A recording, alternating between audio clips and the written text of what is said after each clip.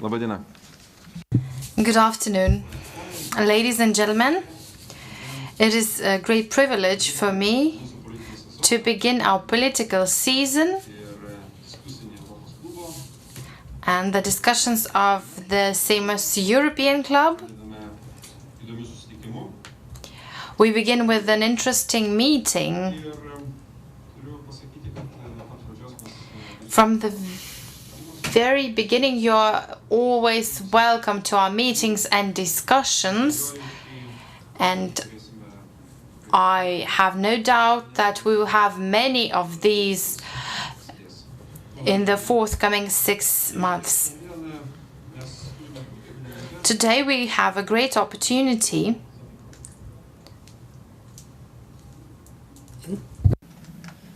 Instead of English, there is Chinese. I'm only getting Lithuanian.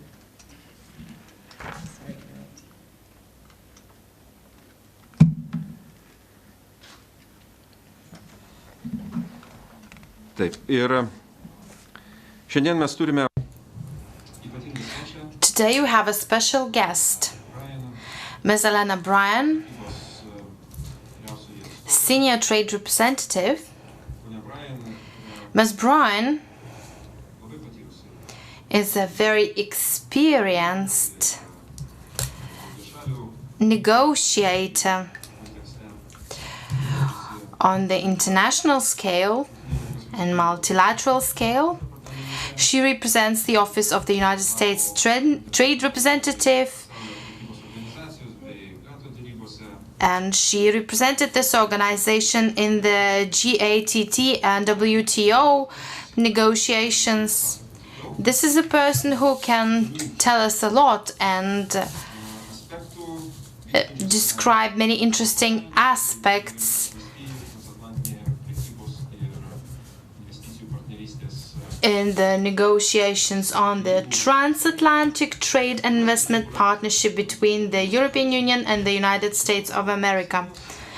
The first talks and negotiations, the first round in Washington was quite successful as far as I know, and the next round will be held in Europe. 40% of global trade belongs to the greatest economic area, but the most important thing is that the US and the EU are strategic partners that understand each other, have the same values and a common understanding on global issues. Therefore, I believe that the beginning of these negotiations, and we as the presidency are very much interested in the progress of those negotiations, and we support this process, and we very much hope that the negotiations during our presidency and the next presidencies be successful. Ms. Bryan will present her views, and I believe that we will have time for discussion. You will be able to ask your questions or remarks.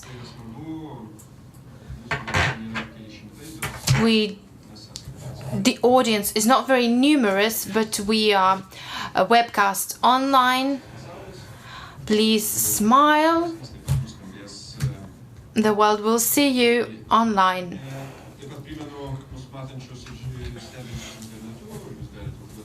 Please note that the questions can be forwarded online as well. Ms. Bryan, it is a great privilege to see you in the Lithuanian Parliament, and the floor is yours.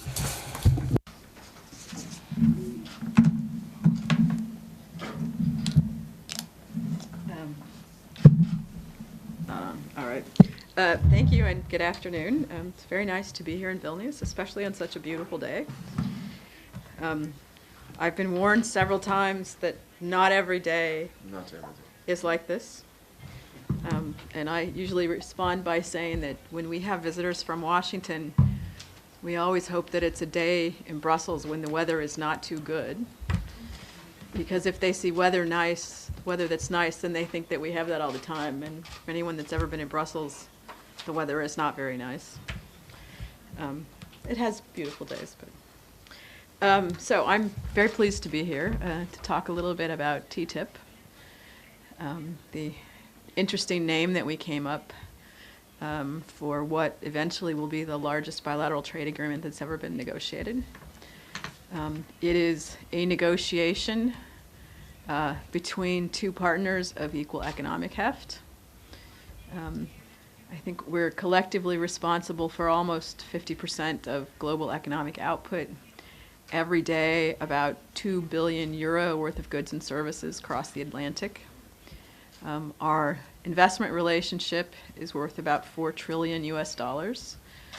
That's the stock of investment of US actors in the EU and EU actors in the US. It's by far the largest relationship in the world. Just about 2 years ago, President Obama, Presidents Van Rompuy and Barroso met at the US-EU summit in Washington and talked about ways to enhance transatlantic trade, investment, and the economic relationship.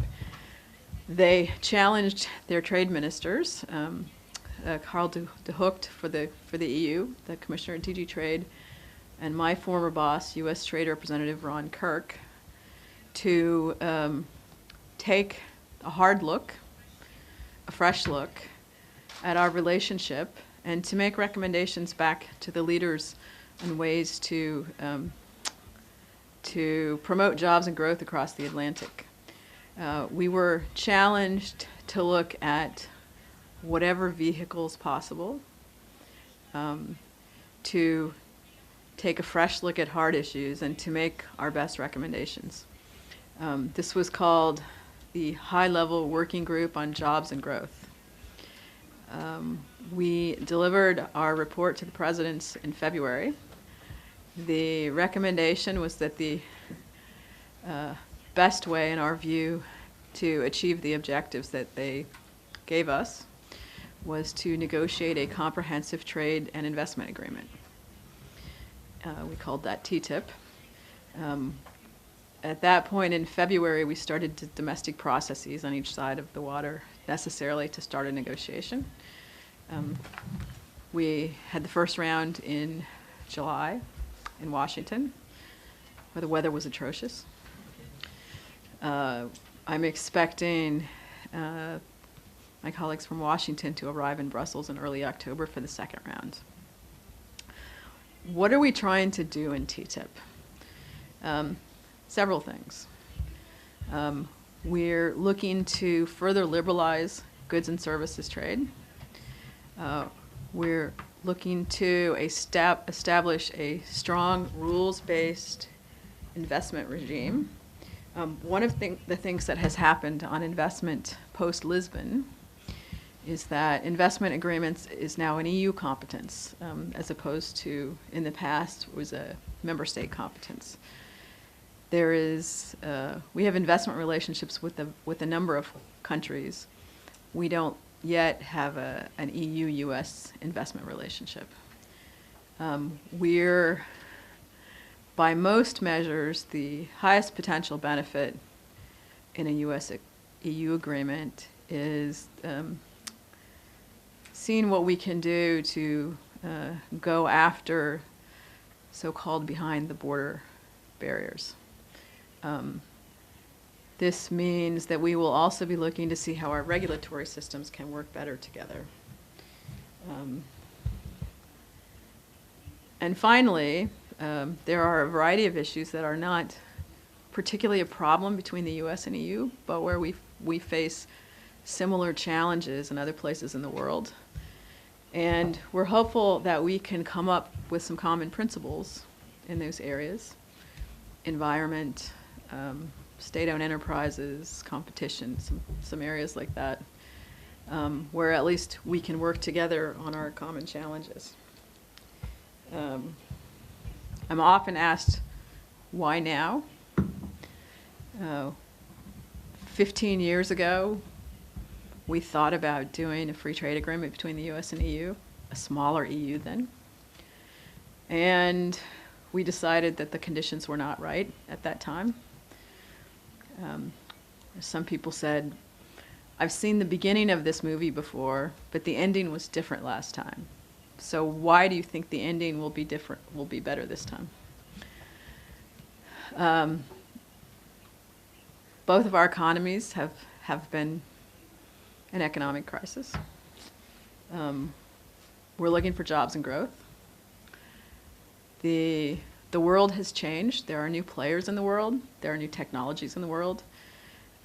Both of those factors are challenging us to become more efficient and competitive. And there are opportunities. So our leaders decided that we should take these opportunities.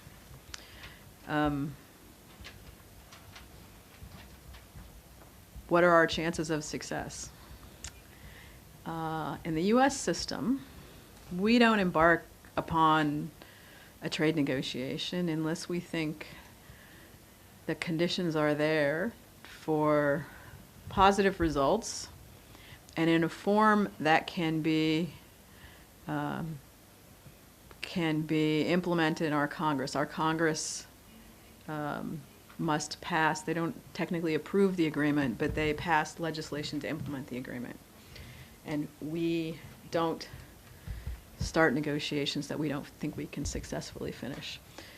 So we have made the calculation that the political will on the EU side is there, the political will on our side is there, and that conditions are such that we should be able to take a fresh look at our relationship and see what we can do to pragmatically and practically address a whole range of issues. One of the most exciting areas, I think, is on the regulatory side. Both the US and EU are highly developed economies with high standard regulatory systems. We often get to those objectives in different ways. The question is, can our regulators work together, particularly in new areas, to produce high standard regulations that work together? There are many cases where regulations started in separate tracks and ended up with divergent results because there wasn't a discussion. I think our calculation, and I should say, I'm a trade negotiator and I'm not a regulator. Trade negotiators don't make regulation. Regulators make regulation. And each of us have legal systems to implement those regulations. What we're talking about is our regulators working together to produce better regulations that are more in agreement, not supplanting the existing legal systems we have in either side of the water to approve those regulations, including the outreach and the public processes that we each run with our stakeholders. How are we doing these negotiations? Carefully. It's very carefully. These are fairly intense discussions, which will get even more intense.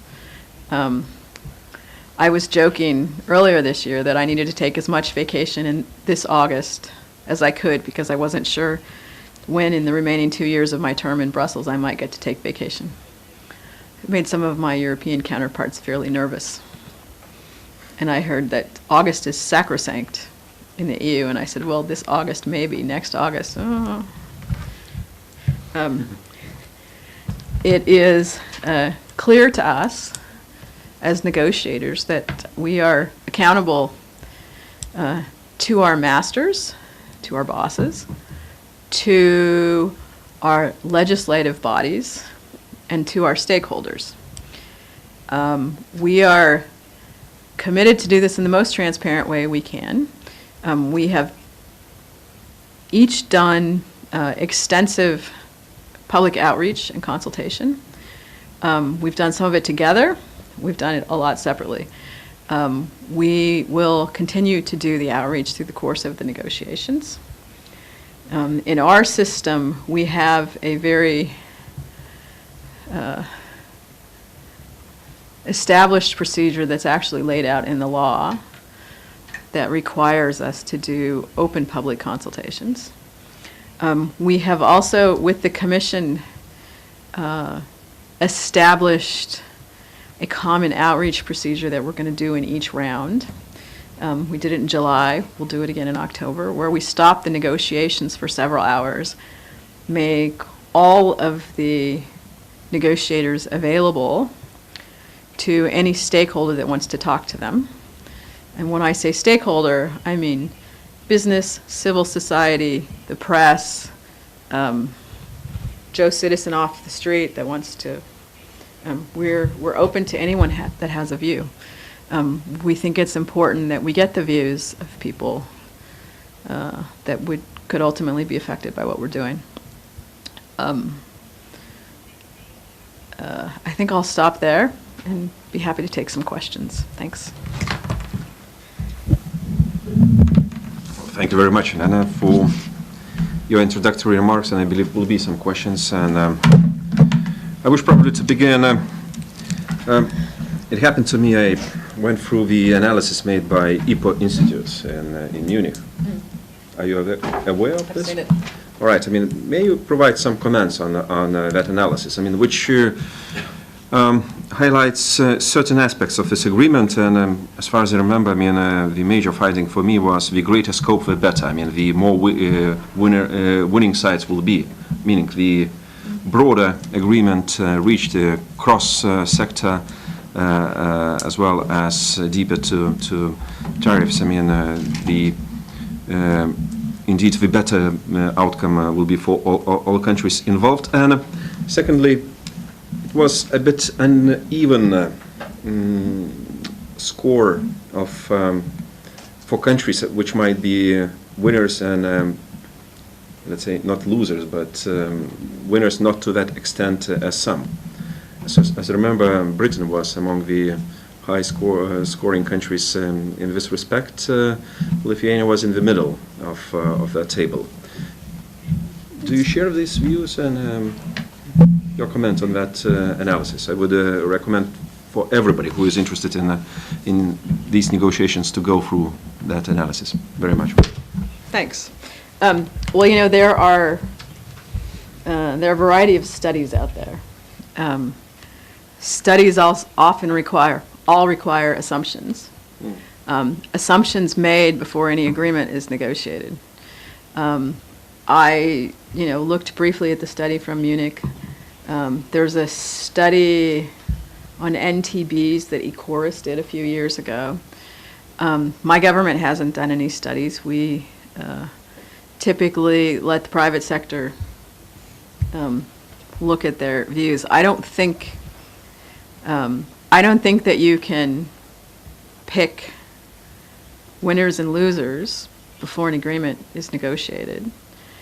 And, one of the things that we have to focus on as negotiators is it's very clear that whatever we negotiate needs to be seen as win-win on both sides, because ultimately this agreement needs to gather the political support necessary on both sides of the water, including in member states, to not only allow it to be implemented, but to allow it to be successful. I think we're conscious of that. Our political overseers are conscious of that. And we will, do our utmost to come up with the best balanced agreement we can. I share the view that the more comprehensive we can make this agreement, the broader the benefits will be, including, I've spent a certain amount of time talking to member states. I know that often in the trade statistics you only see direct trade with the U.S., but this is a market in Europe, and there's a lot of things that move within the internal market and then move out. This may also be an opportunity for member states working together and with the Commission to advance some of the work of making the single market whole. Or there's a term in Brussels they use, but the single market's not finished. And it may well be that some of the discussions that we have with TTIP also spur a broader discussion on what the 28 member states see as completion of the single market and how that happens. That's obviously an internal discussion, but the broader the issues we talk about in TTIP, the more interest we have across countries. Thank you very much. Kągi, mes galim pradėti diskusiją ir aš... Thank you. I guess we can start the discussion. Before you say your question, please introduce yourself. So any remarks, comments, or questions? The best question will be awarded. Anybody? Is everything clear? David.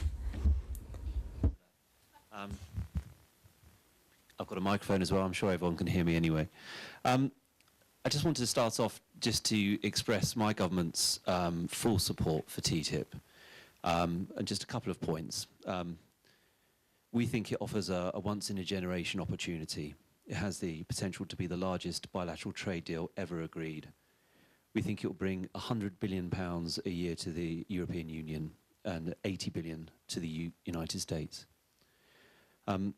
My Prime Minister in particular has really championed this deal and getting approval from EU trade ministers for the launch and then launching it at the G8 summit in Lochern was what we saw as a real success. We want this to be a living agreement beyond just the transatlantic trade and investment partnership. We want businesses to continue to feel the benefits of increased regulatory coherence, as you've mentioned, and a more coordinated approach to future legislation. So from that perspective, I just have two very quick questions. Now I've put my government's position on the record, which is, first off, you mentioned this idea of a sort of comprehensive outreach at each stage of the negotiations. I'd be very interested to hear what sort of the flavour of the responses you're getting to that outreach. You know, who is engaging and what's the level of interest and what are the concerns and what are the positives? And the other thing is, I'm just very interested to hear what the latest US view is on financial services being a vibrant part of this TTIP agreement. Thank you. Thank you. I guess I would have expected the second question from the UK ambassador. We have that we did the outreach first. Well, we've had a tremendous response to the outreach that we've done.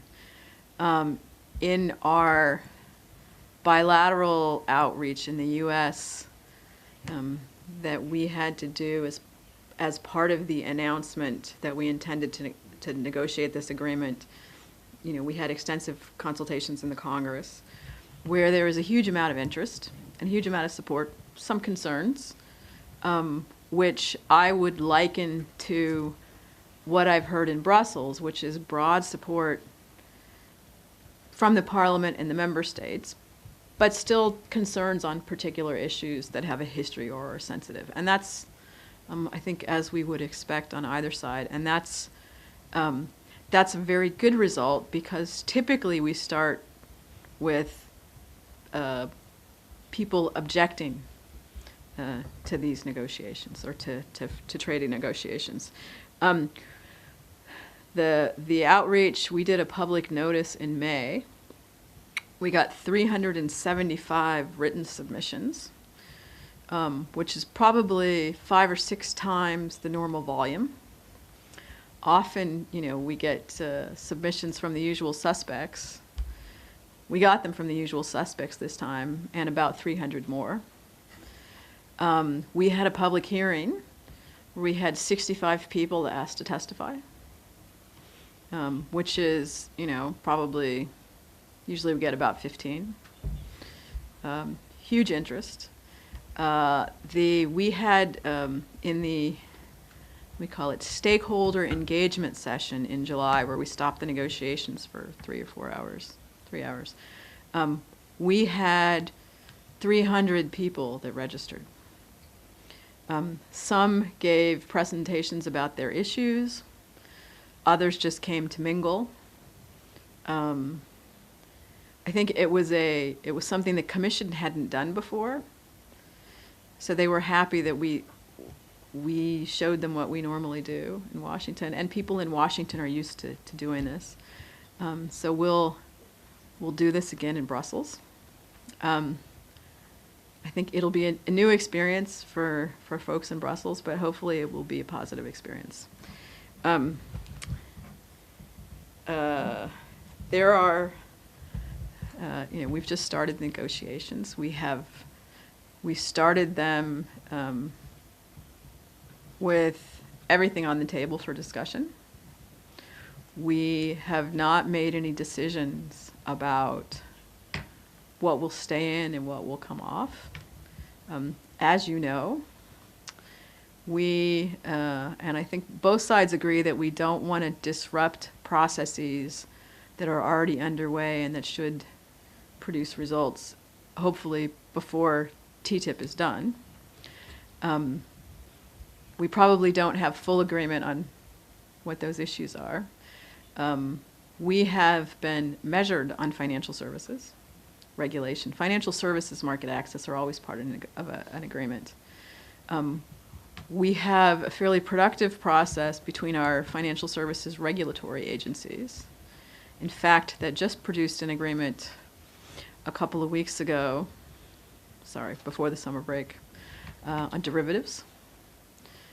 There are a number of discussions that are ongoing, and we expect to produce results in 2014. And we certainly wouldn't want TTIP to delay those results or derail something that's ongoing. It's tricky with regulators, including because in our system a lot of the regulators are independent, which was set up. They take instruction from Congress, but they're not directly answerable to the White House. That was set up in our law to make sure that we had regulators making the best regulation and being kind of immune from political considerations. So every time I meet somebody from the UK, I have the opportunity to talk about financial regulation. Sometimes from other member states, but this is certainly on the radar screens of both sides, and we'll continue to discuss it.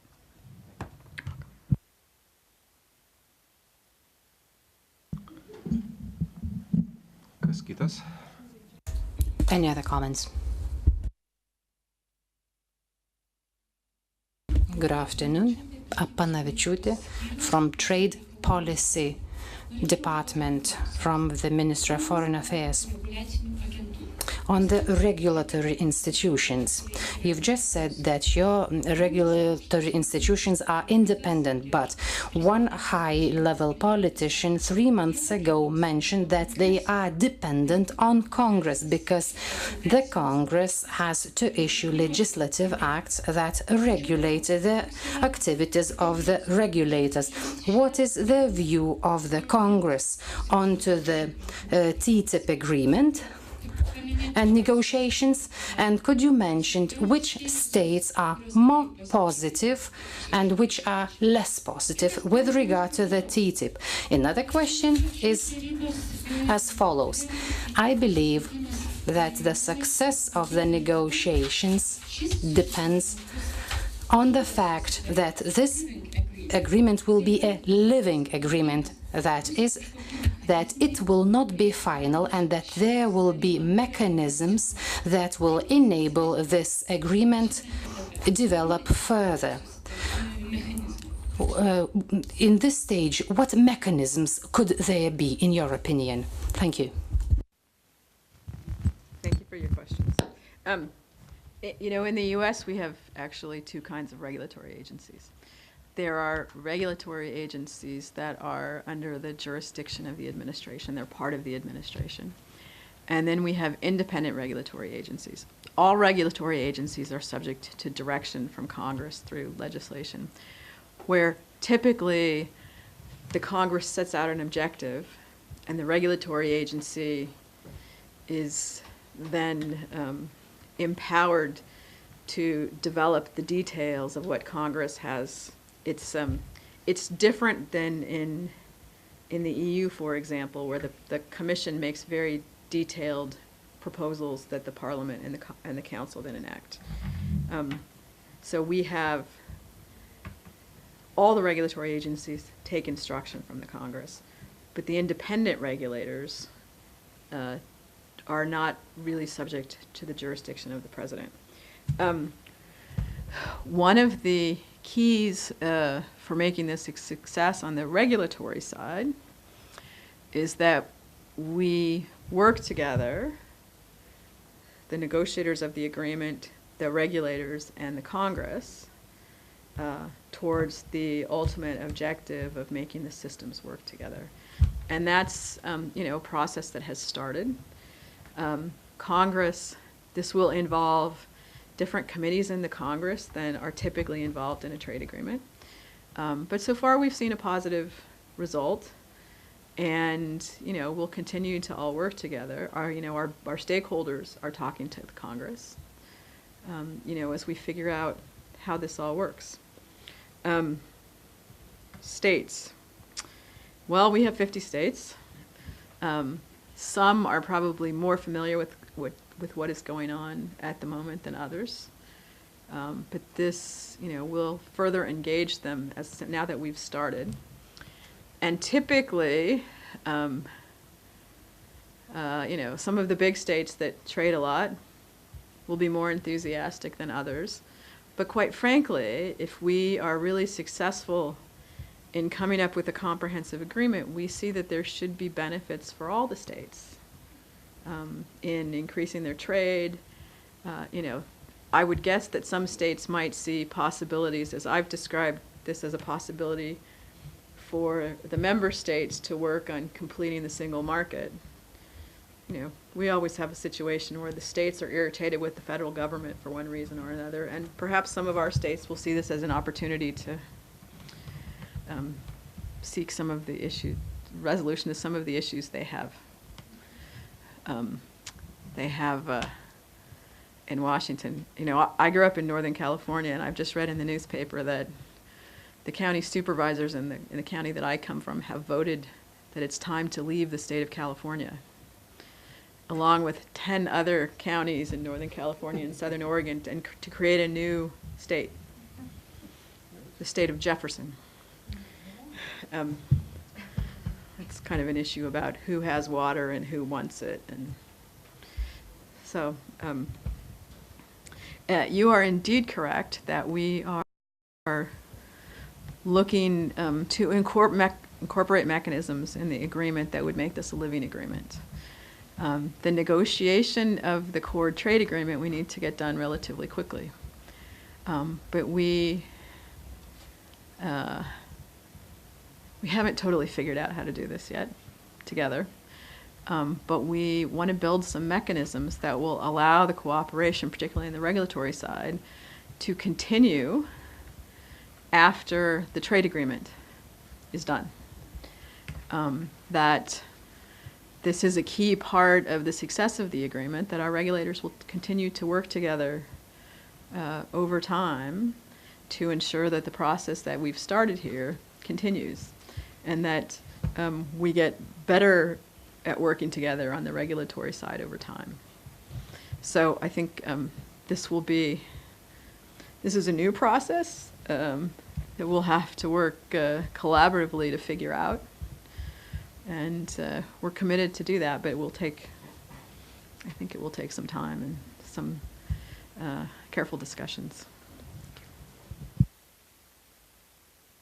Well, thank you very much indeed.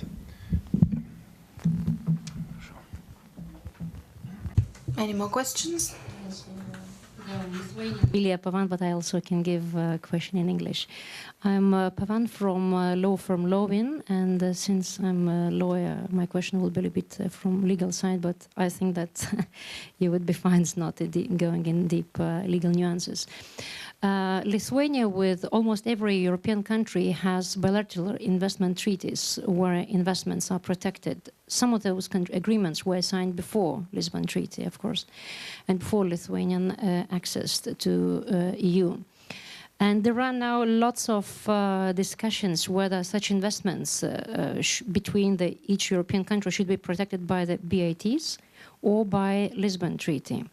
Lithuania also has by BAT with US, as well as other European countries have contracts between European X country and US.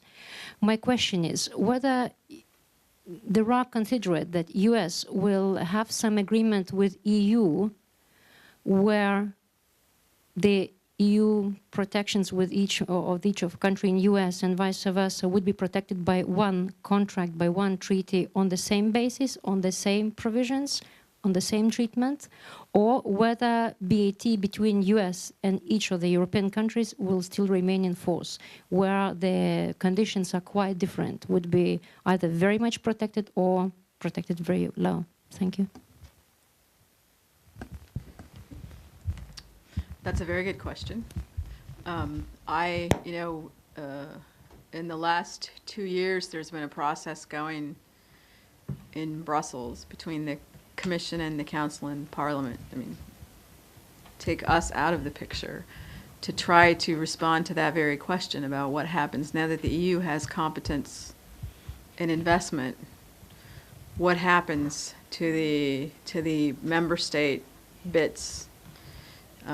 And I know there are different views in different member states. I've heard of one member state which has an agreement with a third country, but another member state has a better agreement with that very large third country, and it's complicated. I think that that those are questions that we're going to have to walk through very carefully, and I don't think there's any preordained answer. We take very seriously the agreements that we've negotiated with our partners, the BITs, and I think we're not looking to undermine those in any way or undermine our relationships with those countries. We have not yet had extensive discussions on what an agreement might look like and how the existing bits would work into those. But I think that's an issue we'll have to explore fairly carefully.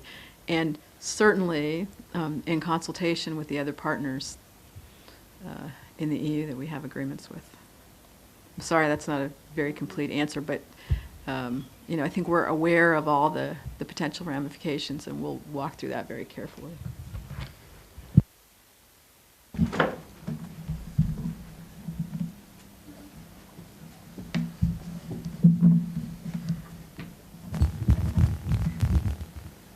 Hello, I'm Vilnius Patkauskas from news portal Ekonomika.lt. Does NSA spying scandal have any effect on negotiations between US and EU?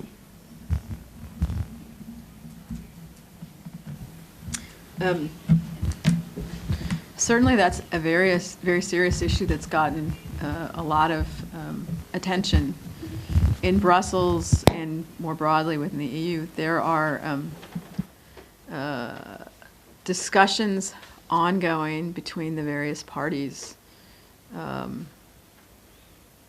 primarily in the member states, which has the relationships with our agencies on these issues, but also more broadly with the EU. They, I think you said, are they a distraction? They're a little bit of a distraction, but we have a forum to discuss these issues with the member states and with the Commission, and that's where those broader issues will stay, not in the trade agreement.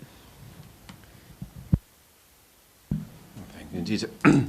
Back in February, we had a good meeting with your ambassador to EU, and it was a meeting with the NATO PA, Parliamentary Assembly, in Brussels. I was there.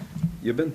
I was there. And he clearly stated that unless there is no agreement on agriculture, and we know sensitivities, at least a couple of aspects as GMO or subsidies or whatever, the U.S. Congress would be very reluctant, I mean, to support ultimately the agreement which might be negotiated. I mean, did the positions of both sides get closer since then? And how do you proceed on agriculture? Do you have a special vehicle, any platform, I mean, a special group which negotiates that issues?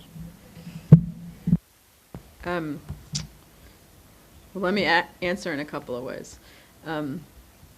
The way that we're conducting this negotiation is, I think, the way that both of us typically do it. There are a number of issue areas, and there are negotiating groups that have specialists in each area that discuss these issues. So in agriculture, there is a group of ag experts that will be dealing with agriculture, with supervision from the chief negotiator and the political chief negotiator and everyone else. The first point I should make is that subsidies, the common ag policy, and for the U.S., the Farm Bill are not the subject of this negotiation and won't be. That is for the very simple issue that those issues are, for the very simple reason that those issues are actually multilateral. And those are issues we deal with in Geneva because the U.S. and the EU are not the only players in support for agriculture. And whatever agreement we ultimately come to on the level of those supports and the discipline that applies to those supports needs to be made on a multilateral basis in Geneva, where you have the other players in the world as part of the agreement. That is a bit of a relief for the trade negotiators because we don't have to deal with this here. Ambassador Kennard did indeed say that without a good deal on agriculture, the Congress will not support that. That is no secret. I think that the flip side of that discussion is probably the same. The deal on agriculture needs to be acceptable in the EU. What I should say on agriculture, though, agriculture is not a one-way discussion, it's a two-way discussion. The U.S. sends $9 billion worth of agricultural products to the EU every year. The EU sends $16 billion worth of ag products back to the U.S. We typically don't trade the same products, although some part of each of our trade is wine and spirits, where we're both big producers and we have a pretty robust market. For as many issues of concern as there are to the U.S. and the EU, there are issues of concern to the EU and the U.S. And we're going to have to pragmatically work through them. I'm often struck, GMOs comes up all the time, and I'm often struck in Brussels when people say, the U.S. can't get rid of the EU ban on GMOs. And especially if I have a commission official sitting next to me, they usually answer, but the EU doesn't have a ban on GMOs. In fact, the EU has a fairly robust regulatory system governing the sale of biotech products, GMOs, in the EU. There are 50 events that are sold, that are already approved for sale in the EU. Many of them are animal feed, coming from a variety of countries, not just the US. That regulatory system was established by regulation. We certainly don't object to the EU having a regulatory system because we also have a regulatory system and we regulate these products. We would like the EU system to work better as it was actually designed in the law. We're a little frustrated that the delay in approval, we wish there would be more science in the process. But, that's a very different discussion than, we're not getting rid of our law. Well, we haven't asked for the law to go away, but we'll certainly have a discussion about making sure the regulatory system works as it's already provided in the EU regulation.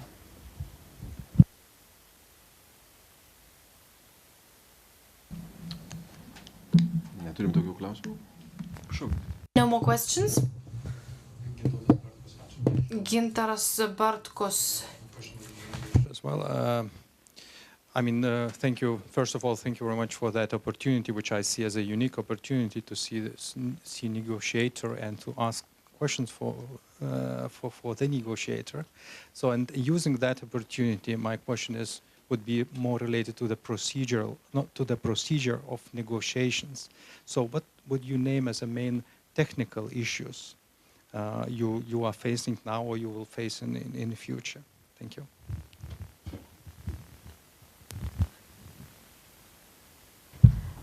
Hard question. You know, a lot of what we do as negotiators are actually kind of living down in the weeds, because the devil's always in the detail. And, you know, we've got, you know, on the regulatory side, there are technical issues all over the place. You know, one area where I think both sides think we can make progress is on auto safety standards. You know, I always feel safe driving in a car made to EU specs, just as safe as I feel driving in a car made to US specs. And I think I've never heard, you know, one of my colleagues in Brussels go to the US and get a rental car and say, oh, US specs, this is unsafe. We both have high levels of safety. We do it a little differently. My favorite example is one of us, and I don't remember which one, requires that the rear view mirror be 1 centimeter wider than the other. That sounds like minutia, but to an auto manufacturer, that's so, you know, the question is, particularly as technology's changed, can the regulators work through the very technical details on how we each require things to be done, and either find ways to recognize the other, find a middle ground without compromising safety on either side? I mean, I think the answer is yes. There are, you know, all sorts of examples out there like that. You know, one of the chemical industry, for example, on both sides of the water working together, have looked carefully at rules and regulations. There is no question that REACH will continue, and our system of chemical registration, TSCA, will continue. But the question is, as you know, chemical manufacturers have to submit information for the approval of their products. Is it possible for the agencies on either side of the water that run these systems to agree on what the elements of a dossier for approval are? You know, can a chemical company produce one dossier and submit it in 2 channels for approval? Fairly practical. Can we do that? That's pretty technical. So there's a whole lot of issues that are out there, which, you know, trade negotiators thrive on these questions. Political officers say, oh man, you guys are in the minutia. Each in the eye of the beholder. With this information disclosed, I mean, how many people are involved in into negotiations? How big the negotiating teams are on US side? For example, how many people are in your mission directly busy and charged with the negotiations? Okay, well, you asked 2 different questions. In July, when we had the 2 teams together, I think we were around 150 people together. About 80 came over from Brussels. I expect that we'll be sending about the same number to Washington, or to Brussels. These teams are larger than normal, I think for a couple reasons. One, because we are now including all the regulatory experts. And, you know, each sector that we talk about has different, we've broadened the reach of agencies a bit because of the coverage. And, you know, when you have systems this complex, you need broader expertise. For the most part, these negotiations are going to run kind of very directly between Brussels and Washington, because that's where all the experts are. I am the only USTR person in Brussels. There are, USTR is a very small agency, but we run primarily from Washington. But we've had a person in Brussels for 30 years or so, not the same person. We now have a couple people in Beijing, and we have an office in Geneva with our ambassador to the WTO. You know, there are a few people in our mission from the Commerce Department, from the Ag Department, from the State Department that I don't think anybody's full-time because we all have a wide variety, but, you know, who have particular expertise in some of the issues, including, you know, our locally recruited staff, many of whom have been working for the U.S. government in Brussels for a number of years and are really experts on some of the EU regulations. By the same token, the EU delegation in Washington has a couple of people from DG Trade and then representatives of other services, plus some local employees who, you know, have particular expertise. And then they're also supplemented by the member state missions in Washington.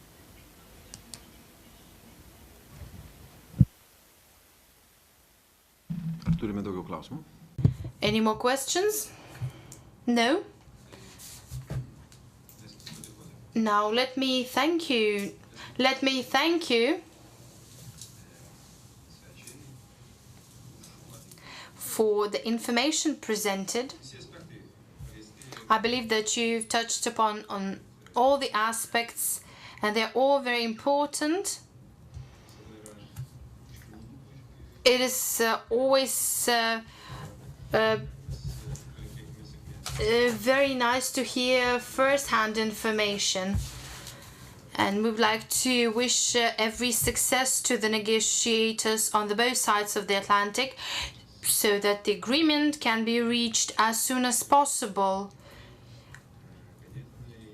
This agreement would mean a real turn